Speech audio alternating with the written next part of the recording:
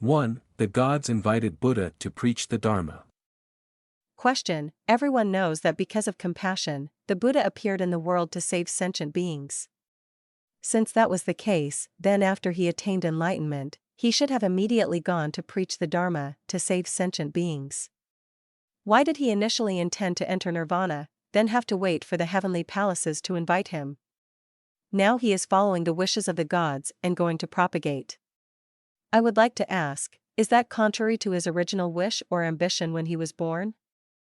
Answer: Please tell me, there is nothing against it.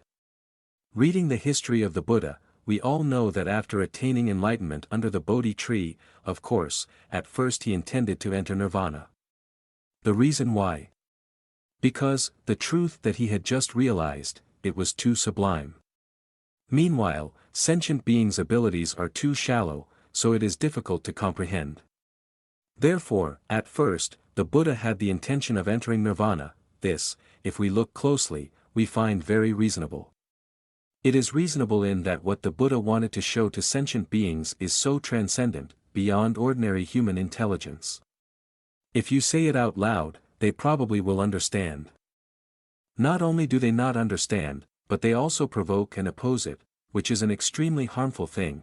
For example, a person who has just graduated with a doctorate, can he stand in front of a group of people, whose education level has not yet completed elementary school, to lecture on the doctoral thesis topic that he just achieved? He was sure that they could not hear and comprehend. Therefore, he could not stand up and preach. Even if he preaches, the listeners will not understand, they will be criticized and despised, and even worse, they will oppose and criticize. So, if you are not careful, you will be guilty. Because he himself caused people to have contemptuous thoughts. Although, in his heart he felt sorry for those people. So is Buddha. At first, he found it very difficult to preach salvation. The second point is that such a sublime truth cannot be spontaneously preached by Buddha. Because all around him were pagans. Furthermore, if he spoke immediately, I'm afraid people would look down on him. What people desire is what they say that has value. Therefore, someone must request the Buddha to preach. This is a very unique psychological aspect that we need to learn. Into the ear and out of the mouth, it accidentally becomes a flapping of lips. Therefore, the invitation of the Brahmas was timely and reasonable. Thanks to their invitation, the Buddha then thought of a way to educate. At the same time, he observes the foundation so that he will transform according to the class. Those who have predestined relationships, he saves them first. And finally, he leaves no one behind. He transformed all, there was no class that he did not save. Thus, his compassion is so overwhelming. Because that's how his ambition was born. A version as said in the Lotus Sutra, revealing Buddha's knowledge to all sentient beings. And the Buddha's ultimate goal is for everyone to enter that Buddha's knowledge. 2. The problem of demons. Question: Buddhism is a religion of enlightenment. All superstitions are never accepted by Buddhism. Then I would like to ask, why do we see gods mentioned in the sutras, such as angels, forest gods, life gods, demons, gods, etc.? What does this mean? Does Buddhism also believe in vague demons and gods? And does Buddhism also believe in polytheism? Answer: Please tell me, Buddhism definitely never accepts superstition of theocracy, especially nonsense beliefs, blind faith, not guided by reason. Buddhism also does not advocate worshipping demons and gods as a form of supplication to receive blessings and relief from suffering from the gods. However, according to the Buddhist concept, in the midst of the vast universe, the infinite world, and of course, there are countless living beings appearing in all forms, depending on the karma of each species. Thousands of different shapes. That difference, according to Buddhist scriptures, depends on the karma each species has created, so the retribution for life is not the same. For example, there are species that live in the water, such as shrimp, fish, etc. There are species in the air, like the gods.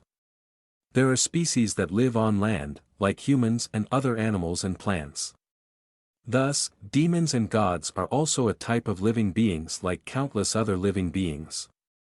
Therefore, scattered in Buddhist scriptures, typically the Ksitigarbha Sutra for example, in which Buddha mentioned many types of demons and gods. But by stating it like that, to express the different karma of each living being in the world of 6 paths of reincarnation, Buddha does not mean by saying that he means to accept that demons and gods have the right to bless and bring disaster. Buddha advised people to believe in worshipping demons and gods. This is a taboo in Buddhism. Buddhist scriptures also tell us more about the worldview. There are sentient beings, there are tangible beings with forms, there are invisible beings without form, etc. It all depends on the consciousness. And karma causes countless differences. Thus, there is no living being to rule over another living being, except through mutual birth, according to the law of cause and effect. Therefore, the Buddha never advised anyone to pray to demons or gods. Because demons and gods are still a living being, and are still suffering like many other living beings, and do not know when they will escape. If a ghost or god does not know how to return to their thoughts and focus on cultivating, in short, according to Buddhist teachings, Buddhism does talk about ghosts and gods, as a sentient being that experiences karma and takes the form of karma in that species. Buddhism does not accept the power of demons. It is the same with any creative god, whether one god or many gods. Furthermore, Buddha never advised his disciples to believe in divine power. And never accept his disciples to worship, pray and beg this or that thing to demons and gods.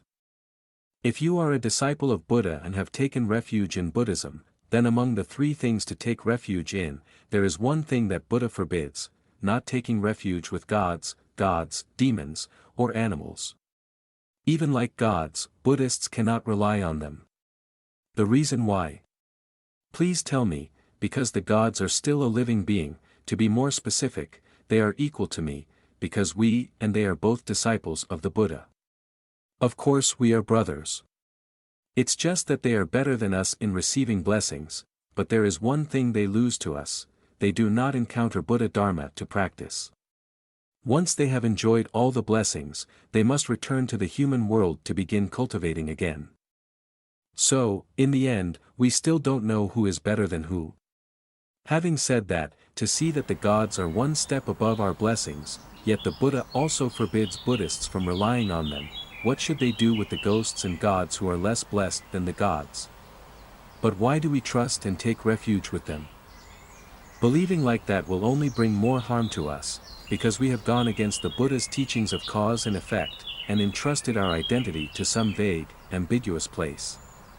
Forget happiness or suffering, it's all up to you to decide your life. 3. The difference between Buddha's birthday and Buddha's calendar.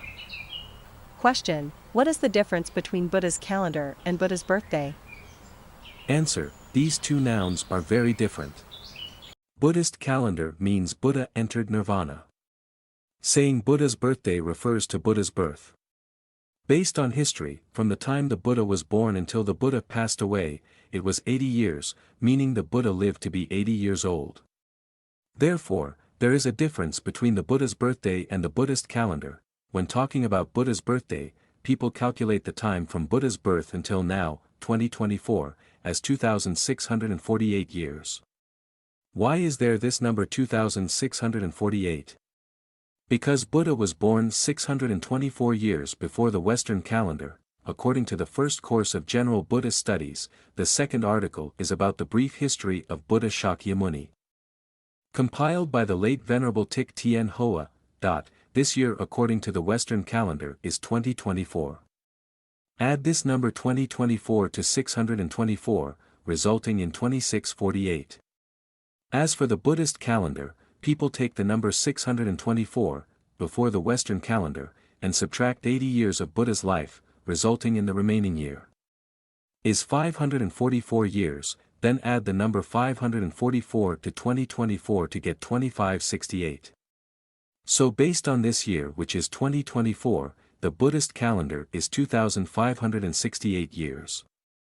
And Buddha's birthday is 2,648 years. 4. The difference between offerings to the three jewels and the Sangha. Question: How are the thoughts of making offerings to the three jewels and offerings to the Sangha similar and different? Answer: In general, the basis or main motive of developing the mind is somewhat similar. Because both have good hearts, and both want to create blessings with the three jewels. So it is the same on the basis of developing a good mind. However, if considered more subtly, sometimes they are not exactly the same. The reason why? Because the development of this mind depends on each person's starting mind, it is wide and narrow, which means the main causes are different, and of course the results are also different. Where is the disagreement? If, when making offerings, our mind is broad, for the benefit of sentient beings, we want the three jewels to last forever in the world, so that everyone can know about them. Cultivate merit, and be happy and liberated. Developing a mind like that is called developing a great mind.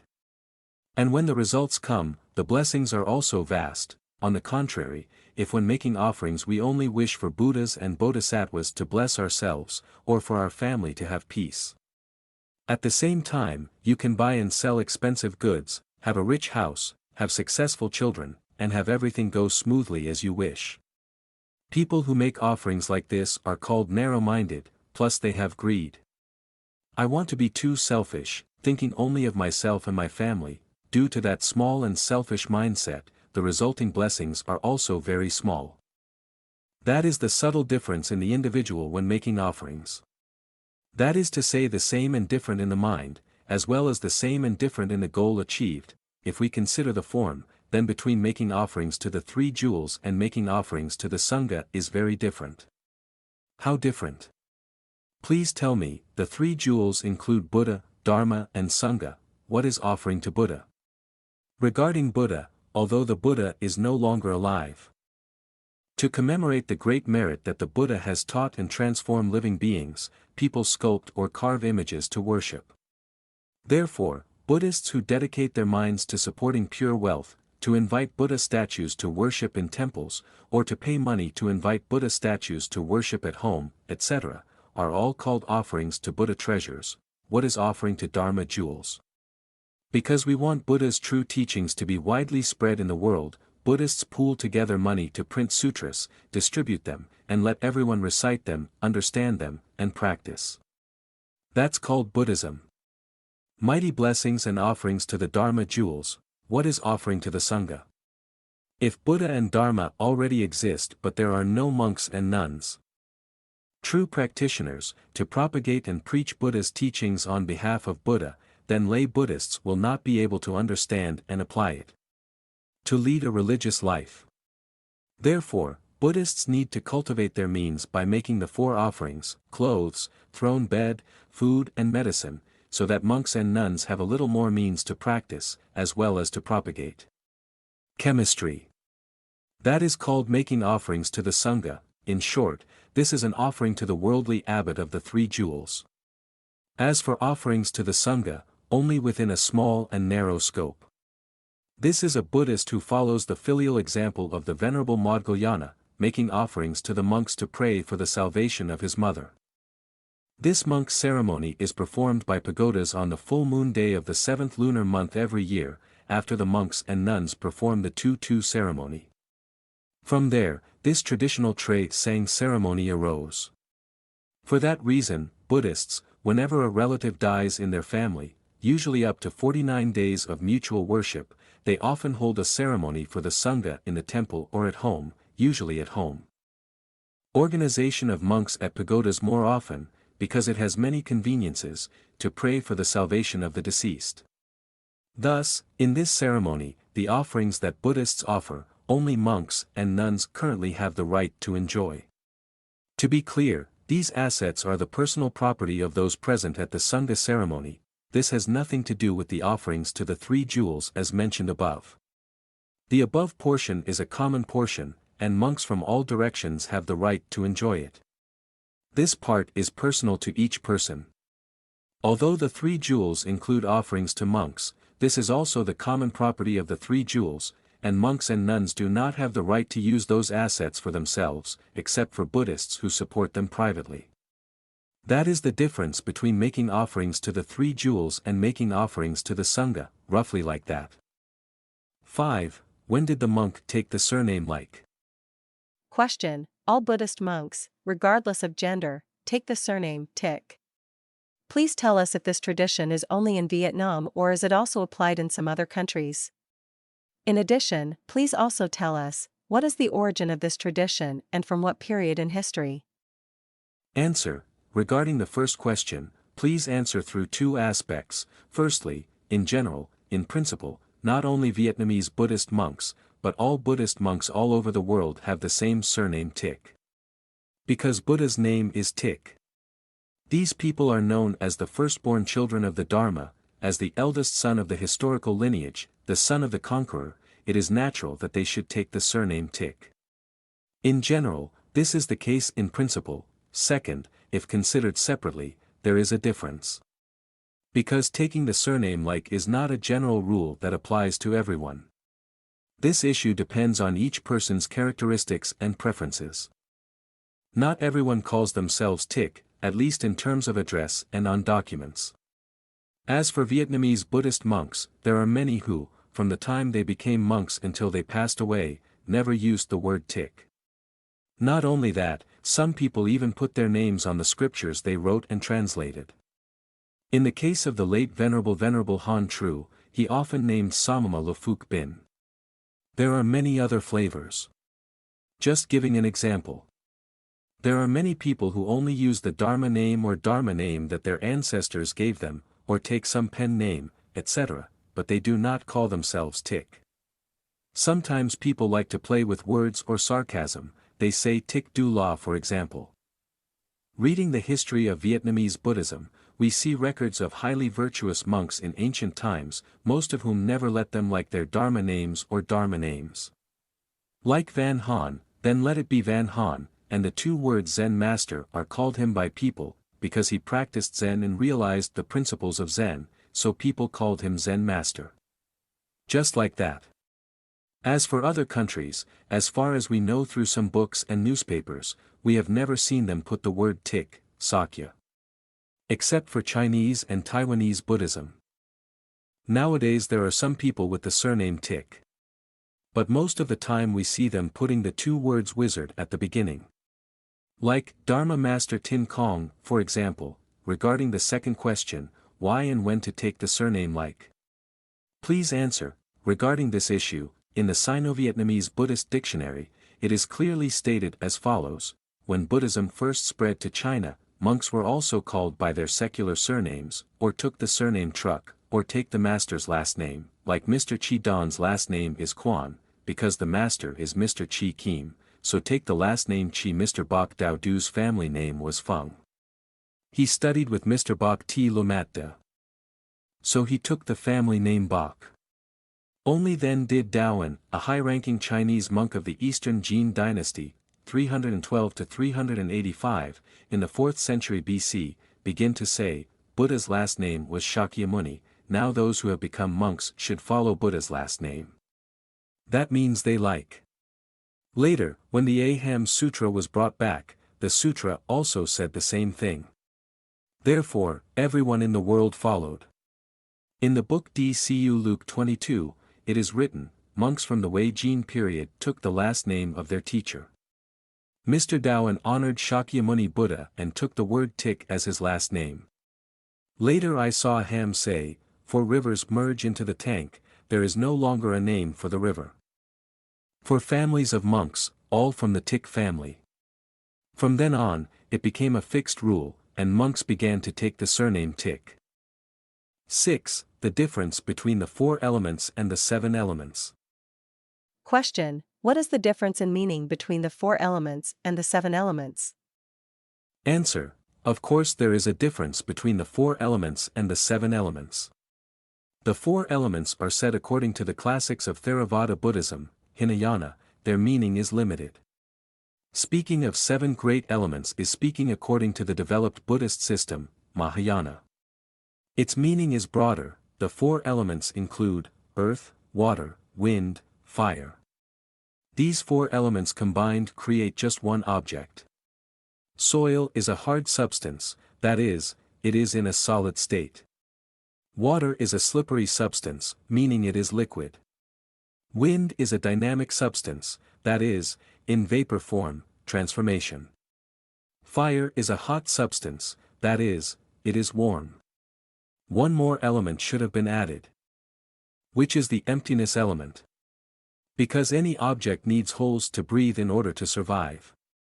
Just like the human body needs to have empty holes, so that the blood can circulate and the breath, wind element, can operate in harmony.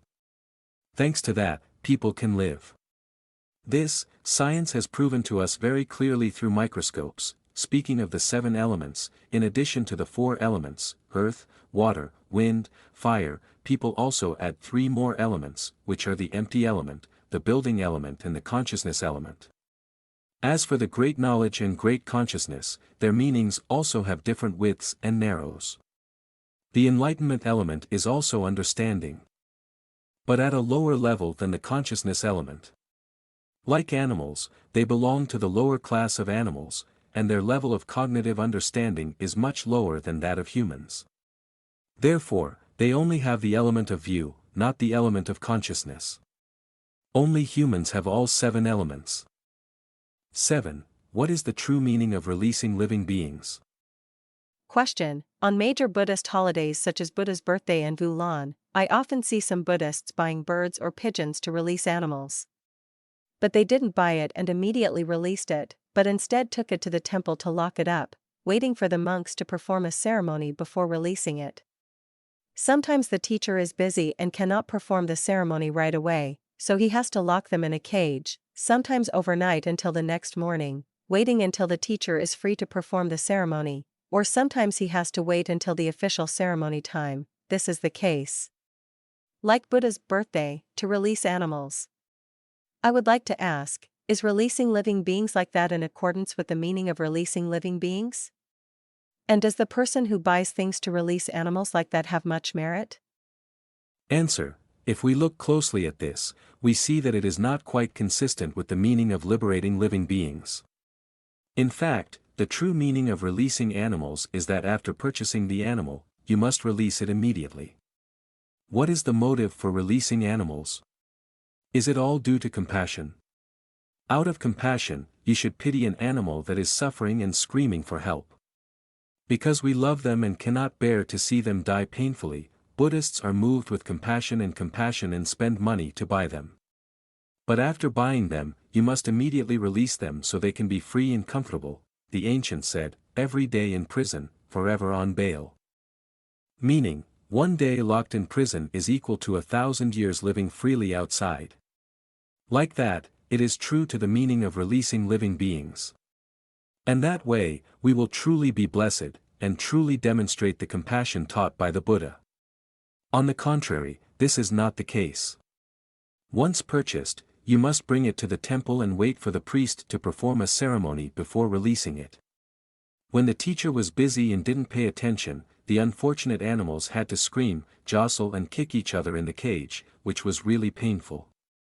If they could speak, they would raise their voices and say loudly, "Please, everyone, have mercy on us, please release us, don't wait until the hour to perform the ceremony." Then when the ceremony occurs, the teacher will, if we continue chanting in such a loud voice, we will surely die. It would be better to let people capture us and eat us, then we wouldn't have to continue suffering like this. If you don't extend your grace to help us like this, it's really pitiful for us. Their complaints are truly reasonable. That's the true. Sometimes, waiting for the teacher to finish the ceremony, some children will die, others will be crippled and unable to fly away. Like that, it's even more of a sin, not a blessing. Let's ask, who can we do the ceremony to prove? Buddha or Bodhisattva? Or venerable monks and nuns? Surely Buddhas and Bodhisattvas cannot prove to prolong the suffering of sentient beings like this. Venerable monks and nuns. These people are full of compassion, and cannot bear to see the painful scene of their screams being locked up for such a long time. In short, it's the same job. At first glance it seems like a blessing, but if not done well, it becomes a sin. So, releasing animals like that not only doesn't follow the meaning of releasing animals, but it also doesn't get the blessings you want. Therefore, we hope that Buddhists, when they have the kindness to want to release animals, should pay more attention to this work. 8. The difference between the three vehicles. Question: There is one Buddha Dharma, but why are there three vehicles? Answer: The reason there are three other missionaries is based on the different level of understanding, wide and narrow, deep and shallow, high and low, of each sentient being. Since then, in Buddhism, this difference has been divided. Everything is just for the purpose of benefiting all sentient beings. In the Ki Kin, an example is given. For example, there are three animals, rabbit, deer and elephant, crossing the same river. The rabbit is small and has short legs, so it can only swim with its two legs to stay on the water. The deer is bigger and has longer legs, so its legs wade halfway into the water. The elephant has a large, muscular body and has big, longer legs, so its legs can wade down to the ground.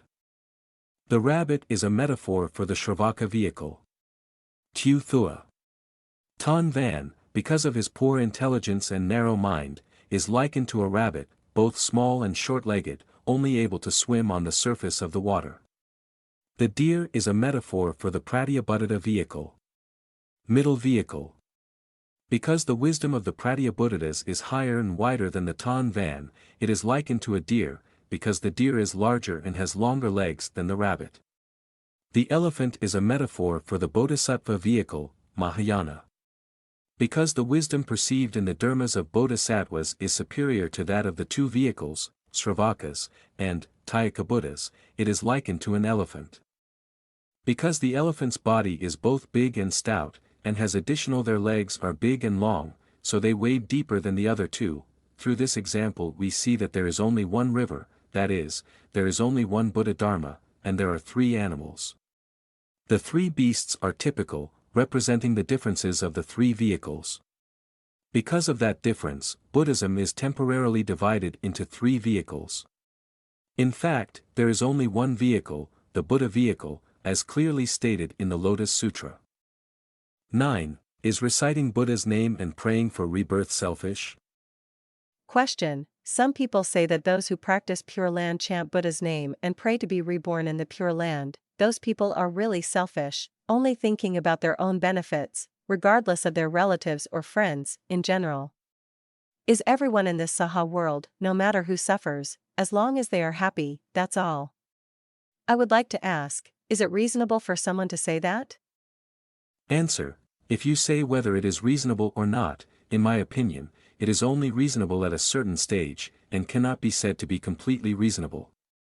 If we assert that those who recite Buddha's name and seek rebirth in the Western land of ultimate bliss are completely selfish and only think of themselves, this blame, I'm afraid, is a bit excessive.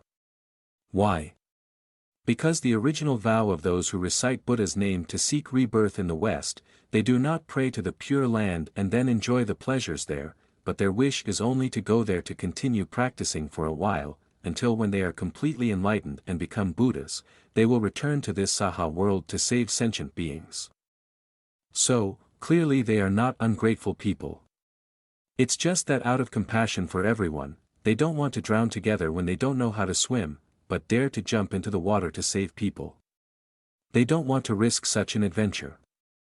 Therefore, in order to be safe and secure in saving people, they must find a way to ensure that they have a very solid internal force first, and then they will return to save all species. Thus, it is true that they are people who know how to think ahead, and know how to make solid provisions. What they do is not arbitrary or random, but they only do exactly what Shakyamuni Buddha taught and introduced, then, during their absence from this world. People consider them selfish. But actually, that's not really the case. For example, monks, when entering the temple, they leave their parents, relatives, and close friends. During their time at the temple, they were determined to practice and study. Is it possible that during the time they were studying in the temple, these people were all selfish, ungrateful people? At first glance it seems selfish, but on a deeper look, that's not necessarily the case. Because after realizing the Enlightenment, they traveled to transform the religion and benefit sentient beings, so, when they are no longer present in real life, confining themselves to practice and study in a temple or somewhere else, do people think they are evil or selfish?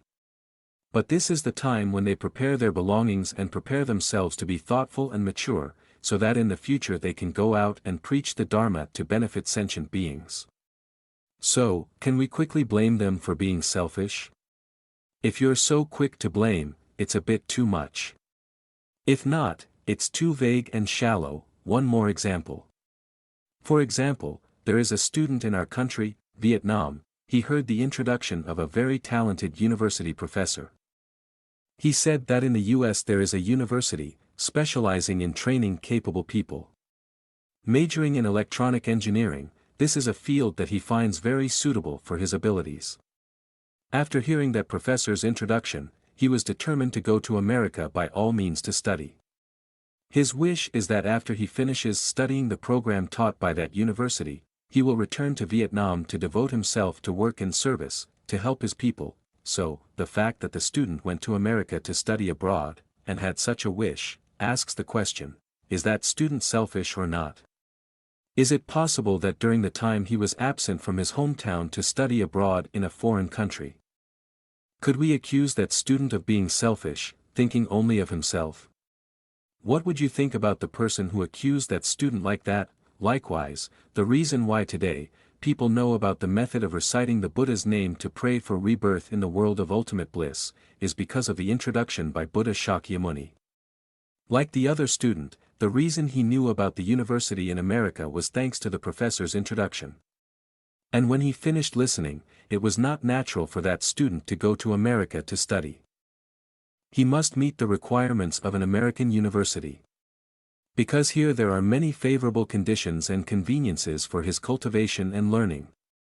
Likewise, people who want to be reborn in the pure land of Amitabha Buddha must also meet three conditions: faith, prayer and virtue. And at the same time, in that realm there are many more favorable conditions. After meeting all the conditions, that student, when he went to America to study abroad, he had only one wish: after graduating, with a doctorate in hand, he would return to his hometown. Home to show off their talents, to benefit their homeland. Likewise, people who recite the Buddha's name, after returning to Pure Land, have all the wonderful conditions to practice, and strive to practice until they are completely enlightened, then they will return to this world to propagate and benefit sentient beings. With a wish like that, why do we consider them selfish? Some people say, they have never seen anyone return from the Pure Land. Since it is due to the Bodhisattvas' vow to save sentient beings, how can we know clearly where they come from? And history books have also proven to us that when anyone discovers that they are Bodhisattvas, they will immediately disappear. In the case of Venerable Han Sun, Thap Dac or Venerable Tien Dao, history says that he was the reincarnation of Amitabha Buddha. In short, in my opinion, those who recite the Buddha's name vow to be reborn in the Pure Land to continue practicing. Of course there is more security than this world in every aspect, according to Buddha Shakyamuni's introduction. After that, they will return to this world to propagate and save sentient beings, according to their original vows.